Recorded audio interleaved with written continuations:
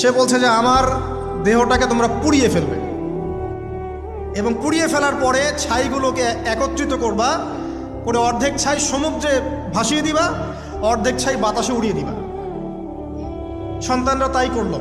মৃত্যুর পর আল্লাহ পাক এই সমুদ্র এবং জমিনকে বাতাসকে আদেশ করলেন যে তোমরা ছাই জড়ো করে দাও। আর মানুষ আর জিন আল্লাহর কথা না শুনলেও এই প্রকৃতি আল্লাহ পাকের কথা শোনে।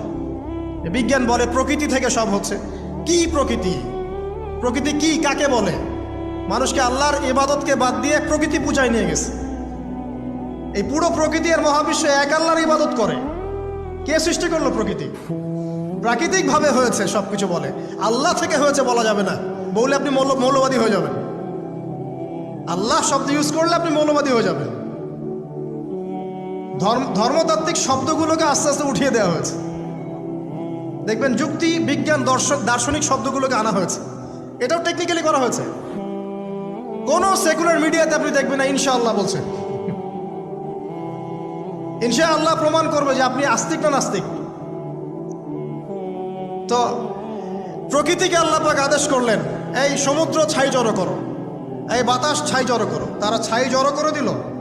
এই ব্যক্তিকে বলা হচ্ছে তুমি জীবিত করে আল্লাহ পাক বলছেন তুমি যে এই কাজটা করেছিলে, লিমা ফাআলতা হাদা, তুমি এই কাজটা কেন করেছো?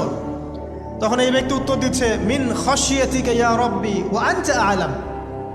হে আল্লাহ, আমি আমার বুঝে যা এসেছে আপনার ভয়েই আমি এই কাজটা করেছি, আর আপনি খুব ভালো করেই জানেন যে আমি আপনার ভয়ে করেছি নাকি